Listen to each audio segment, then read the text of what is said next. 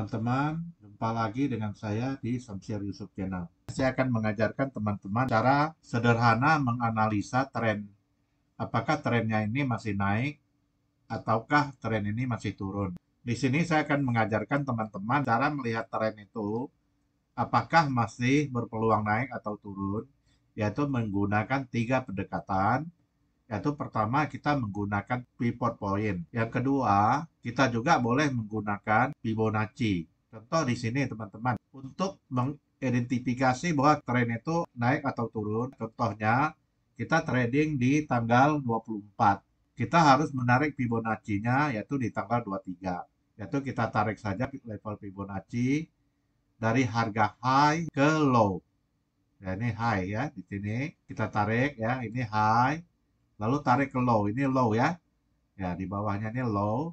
Setelah itu, teman-teman bisa membuat satu garis 50% di daerah Fibo. Nah, ini ya, ini Fibonacci. Lalu kita bisa menggunakan time frame di H1 untuk melihat trennya ini apakah naik atau trennya sudah mulai turun. Pertama yang kita lihat adalah melihat nih garis pivot. Kalau garis pivotnya ini harga ya, ini harga namanya, candle ini harga.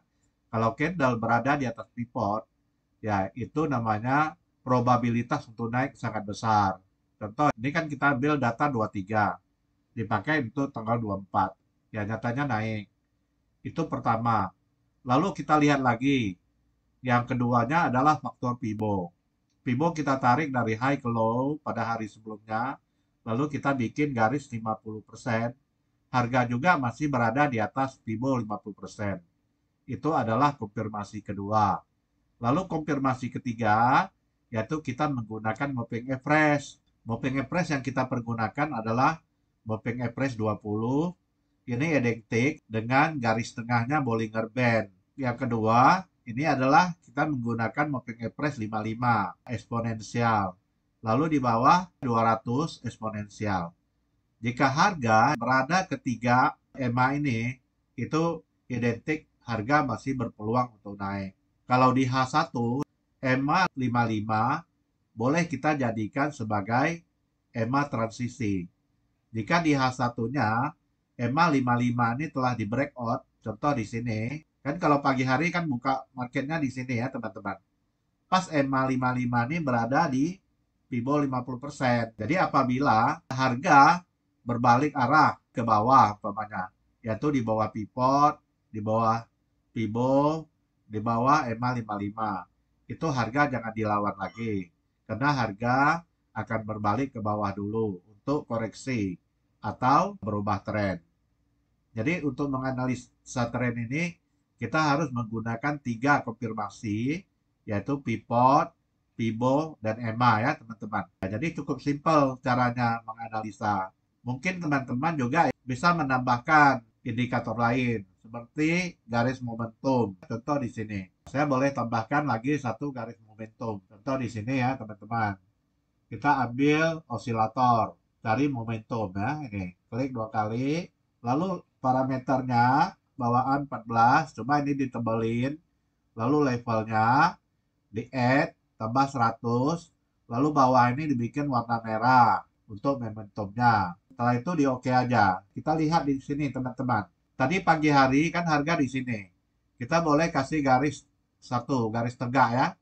Artinya waktu open market kita lihat konfirmasi di sini. Momentum berada di atas 100. Jadi di sini aja ada 4 konfirmasi bahwa harga itu masih naik.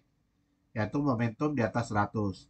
Kalau momentum di bawah 100 menggunakan H1 itu kan dia masih turun. Tapi di sini dia berada di level atas 100.